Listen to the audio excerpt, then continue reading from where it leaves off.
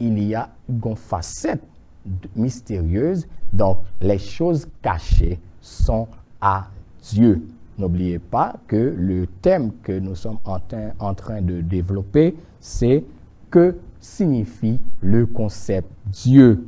Donc, en parlant de Dieu, selon Deutéronome 29, verset 29, il dit « Les choses cachées sont à l'Éternel, notre Dieu. » Ainsi, mes chers amis, il y a des choses qui étaient en dehors de capacités intellectuelles, non.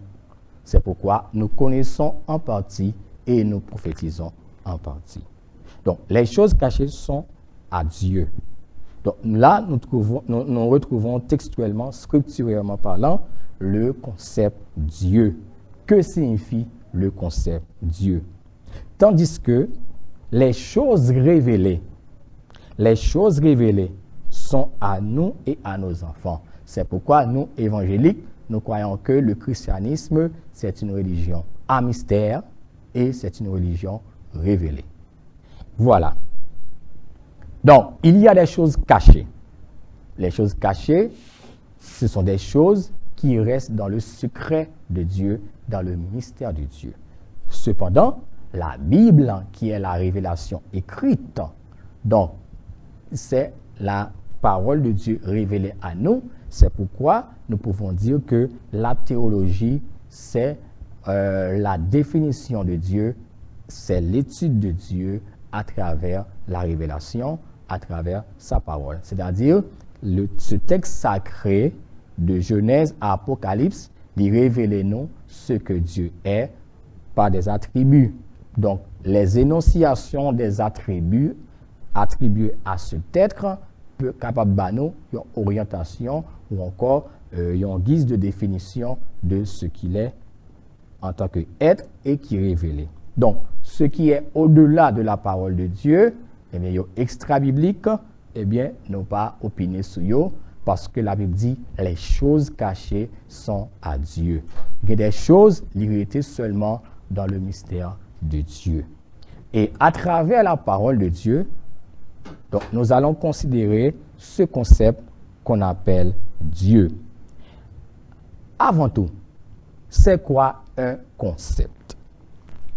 C'est quoi un concept? C'est quoi un concept? Un concept est une idée qui permet de regrouper de manière effective un ensemble d'éléments différents. Je reprends. Un concept est une idée qui permet de regrouper de manière effective un ensemble d'éléments. Donc, le concept, c'est ça par définition. Donc, c'est un ensemble, c'est une idée d'ailleurs, donc, qui permet de regrouper de manière effective un ensemble d'éléments. C'est un concept. Mais sur le plan sociologique, en sciences sociales, c'est quoi un concept? C'est quoi un concept en sciences sociales? Eh bien, en sciences sociales, on dit que un concept, c'est une construction abstraite, vous voyez, exprimée par un mot. Ce mot est une étiquette qui désigne une liste d'attributs, laquelle est susceptible d'être appliquée à des exemples. Je reprends. En sciences sociales, un concept est une construction abstraite.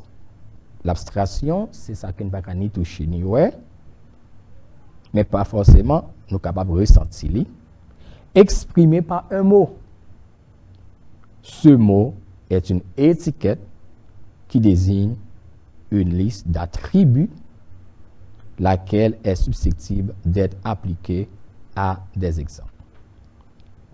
Ainsi, mes chers amis, nous allons poser cette question.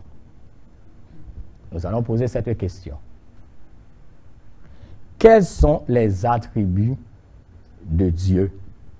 Dieu en tant que concept. N'oubliez pas, le sujet d'aujourd'hui, la grande question d'aujourd'hui, c'est que signifie le concept Dieu. C'est pourquoi nous allons poser question ça. Quels sont les attributs de Dieu étant concept? Une définition et un concept. Quel est donc le distinguo? Une définition, c'est une théorie énoncée et qui est changeable. Tandis que un concept, c'est une formulation qui est plus ou moins inchangeable, Donc, le concept ne se change pas. En économie, il y a des concepts économiques qui sont inchangeables. Donc, si nous prenons la famille, par définition, il y a une définition qui est plus ou moins évoluée, mais le concept de famille reste famille. Donc, ainsi, mes chers amis, quels sont les attributs de Dieu, de ce concept? Dieu, en tant que concept, quels sont ses attributs? En tant qu'être humain, en tant que concept, il y a un attribut qui est attribué avec élément ça pour dire c'est un homme. Si nous prenons animaux, il y a un attribut caractéristique qui dit ça son concept, etc. Donc, selon la théologie évangélique, un être est considéré comme Dieu en tant que concept, en tant qu'idée, ayant les attributs suivants. Donc, suivant la théologie évangélique, un être est considéré comme Dieu ayant les attributs suivants. Donc, pour être capable d'attribuer à un être, d'ailleurs, un être, c'est tout ce qui existe. Donc, ayant existence, ayant être donné pour attribuer divinité à lui-même, eh bien, la théologie évangélique établit des critères, des attributs, à savoir l'omniscience, l'omnipotence, l'omniprésence, l'immanence. 4 éléments fondamentaux. Donc, le concept Dieu, il regroupe ensemble d'éléments, ensemble d'attributs, pour être capable de considérer comme Dieu, mes chers amis, il faut que l'il capable omniscient, il faut que cet être soit omniprésent, il faut que cet être soit omnipotent et immuable. Donc, n'oubliez pas que le sujet d'aujourd'hui, c'est que signifie le concept Dieu. Et nous venons d'énoncer les attributs qui sont capables de faire être considérés comme Dieu. À présent, nous allons voir la définition, encore ce terme qui est omniprésent attribué à un être. Puis un être capable Dieu, il faut premièrement l'omniprésent. Donc, le préfixe omni vient du latin et signifie tout. Lorsqu'on dit omni en latin, ce préfixe, un préfixe, c'est un mot qui se place au commencement d'un nom, d'un radical. Donc, le préfixe omni en latin signifie tout. Donc, veut dire que Dieu est omniprésent. Revient donc, dire que Dieu est omniprésent, revient donc à dire qu'il est présent partout ou partout à la fois et en même temps. Ceci ne signifie pas qu'une partie de lui se trouve en chaque lieu, mais il est partout entièrement, en même temps. Ce n'est pas une question de vitesse, ce n'est pas une question d'une partie de son être, sinon il est entièrement partout en même temps et en tout lieu en même temps. Nous avons un texte de la Bible.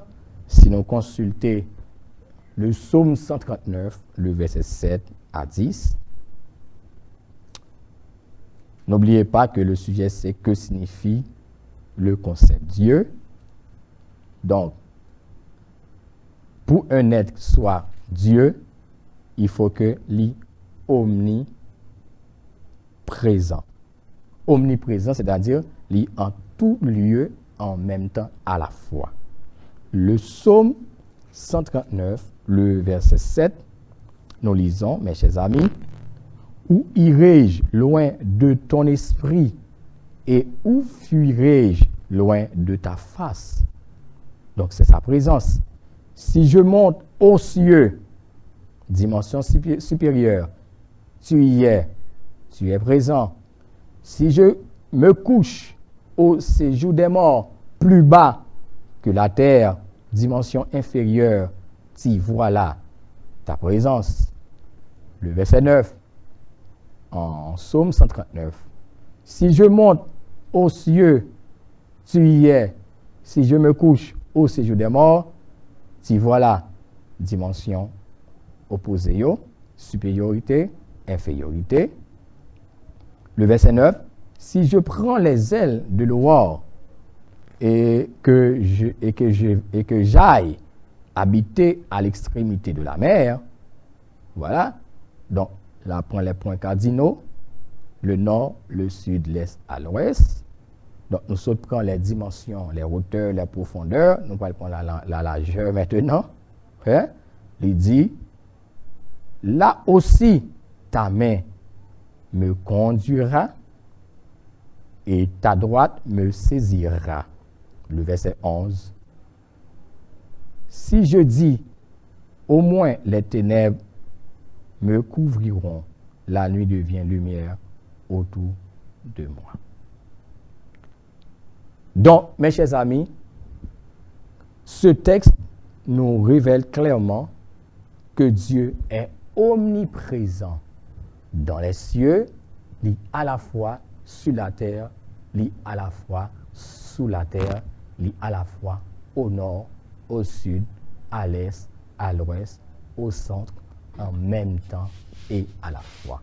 Donc, premier critère pour un être capable Dieu, il faut qu'il réponde avec compétence que nous joignons dans Psaume 139, verset 7, 9, 10, qui montre que ce être est omniprésent, c'est-à-dire les tous côtés à la fois et en même temps. Deuxième attribut pour un être soit Dieu, ce être pour le capable divin, il faut que les omniscient. Omniscient. N'oubliez pas que le préfixe omni signifie tout. Ainsi, mes chers amis, le terme omniscient décrit la connaissance parfaite que Dieu possède de toutes choses. En effet, l'omniscience implique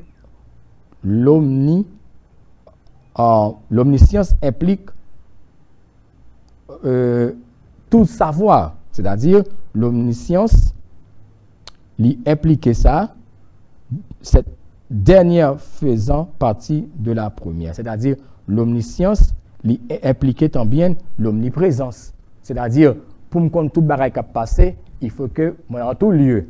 Donc c'est normal, c'est logique. Donc l'omniprésence implique l'omniscience. Pour me capable bien savoir, connaissance, information à la fois et en même temps, il faut que je sois capable omniprésent. Donc l'omniprésence implique l'omniscience. Donc cette dernière, à savoir l'omniscience, faisant partie de la première, c'est-à-dire omniprésence. Puisque Dieu est partout et absent nulle part, son esprit connaît tout ce qui est en sa présence. Waouh! Puisque Dieu est partout à la fois et en même temps, donc son esprit connaît tout ce qui est en sa présence.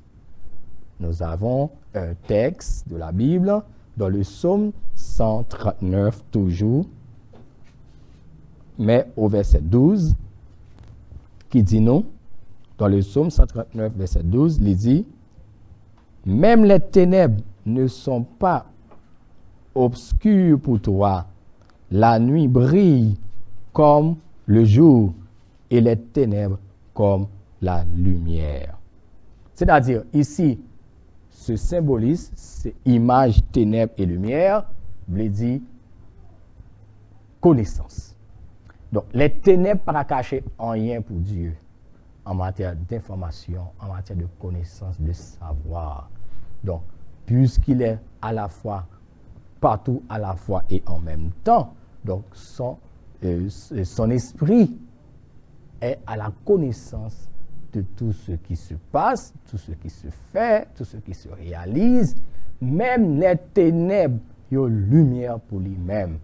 Donc, il connaît tout.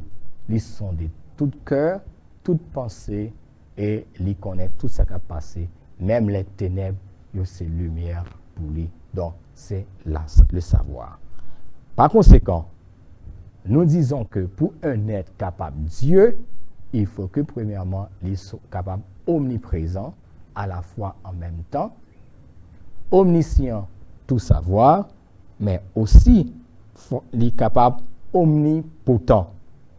N'oubliez pas que le préfixe omni, tout, donc potent, potentia, puissance, hein? C'est-à-dire donc le mot omnipotent signifie tout puissant.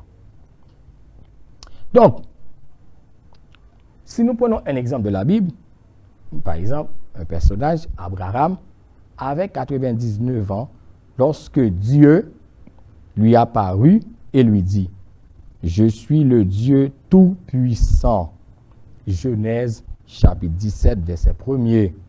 Ceci veut dire que la puissance de Dieu, la puissance de cet être est infinie et illimitée. Donc, par sa puissance, Dieu peut faire tout ce que la puissance peut faire. Dieu peut faire tout ce que la puissance peut faire. Donc, c'est tout pouvoir. C'est pourquoi il est écrit dans le Nouveau Testament, dans Luc chapitre 1er, rien n'est impossible à Dieu. Si tu crois, tu verras la gloire de Dieu. Alléluia, parce que notre Dieu, cet être que nous adorons, nous les évangéliques, est omnipotent. Est-ce que mon bagage qui est capable d'étonner pour mon Dieu? Il y a quelque chose qui soit étonnant de la part de Dieu? Il peut tout parce qu'il est omnipotent. Donc, premier critère pour un être capable de Dieu, il faut qu'il soit omniprésent. Deuxièmement, il faut qu'il soit omniscient. Troisièmement, il faut qu'il soit omnipotent. Et quatrièmement, il faut que être ça, les immuable. C'est quoi l'immuabilité? Par la voie de l'immuabilité, nous voyons qu'un être qui est inchangeable, pas gagner modification dans son être, dans son existence, dans sa nature, dans sa pensée, dans son existence, l'immuable, inchangeable. Donc, toute grâce, nous voyons un texte de la Bible dans Jacques, chapitre 1er, verset 7 au verset 17, qui dit non, toute grâce excellente et tout don parfait descend d'en haut du Père des Lumières. Waouh! Père des Lumières, chez lequel il n'y a ni changement, ni ombre de variation. Donc, Dieu qui habite une lumière inaccessible, une lumière inextinguible. C'est pourquoi même ténèbres ne sont pas capables d'être ténèbres devant mon Dieu, parce que Dieu, en tant qu'essence, en tant que nature, en tant que substance, c'est lumière. Hein? C'est pourquoi pas de ténèbres dans lui et il y a une ténèbre qui n'est pas capable d'altérer, qui n'a pas de onde de variation. En Dieu, il n'y a pas de variation dans le ciel, sur la terre, sous la terre, au nord, au sud, de l'est à l'ouest, passant par le centre. Donc, dans la plénitude, pas gagner onde de variation, de changement en ce être qu'on nomme Dieu. Par conséquent, l'existence d'un être pour capable Dieu, il faut y répondre avec critères d'omniprésence, omnipotence, omniscience et immuable. Ainsi, mes chers amis, n'oubliez pas que ce sujet d'aujourd'hui, c'est la question: que signifie le concept Dieu? Donc, suivant la théologie évangélique, pour un être soit considéré comme Dieu, il faut qu'il remplisse ses conditions standards. L'omniscient, l'omnipotent, l'omniprésence immuable. Et nous venons de voir, à la lumière de la parole de Dieu, l'être créateur en Genèse chapitre 1er, Dieu créa les cieux et la terre, eh bien, il est omniscient, il est omnipotent, il est omniprésent, il est immuable. Donc, mes chers amis, nous sommes capables de faire cette différence entre Dieu, entre Elohim et les idoles. En conclusion, nous pouvons aller voir Actes des Apôtres chapitre 17, le verset 24. Actes des Apôtres 17, verset 24. Et il y a un autre verset qui c'est Deutéronome 4, 39. Voyons ce texte du Nouveau Testament, Actes des Apôtres chapitre 17, le verset 24. Nous allons faire une différence entre Dieu, entre Elohim et les idoles. Actes des Apôtres 17, verset 24. Nous lisons ce texte de la parole de Dieu. N'oubliez pas que les choses cachées sont à Dieu, Elohim, mais les choses révélées sont à nous et à nos enfants. Donc, Actes des Apôtres, chapitre 17, le verset 24, il dit le Dieu, c'est-à-dire Elohim, qui a fait le monde, il est créateur par sa puissance, et tout ce qui s'y trouve, étant le Seigneur Adonai, en grec Kyrios, du ciel et de la terre, n'habite point dans des temples faits de mains d'hommes. Actes des Apôtres, chapitre 17, verset 24. Le Dieu qui fait le monde, le Dieu de la Genèse, et tout ce qui s'y trouve, étant le Seigneur du ciel et de la terre, n'habite point dans des temples faits des mains d'hommes. Donc, Dieu n'est pas limité par le temps, par l'espace. Donc, Dieu, les cieux et les cieux des cieux ne peuvent contenir un Dieu.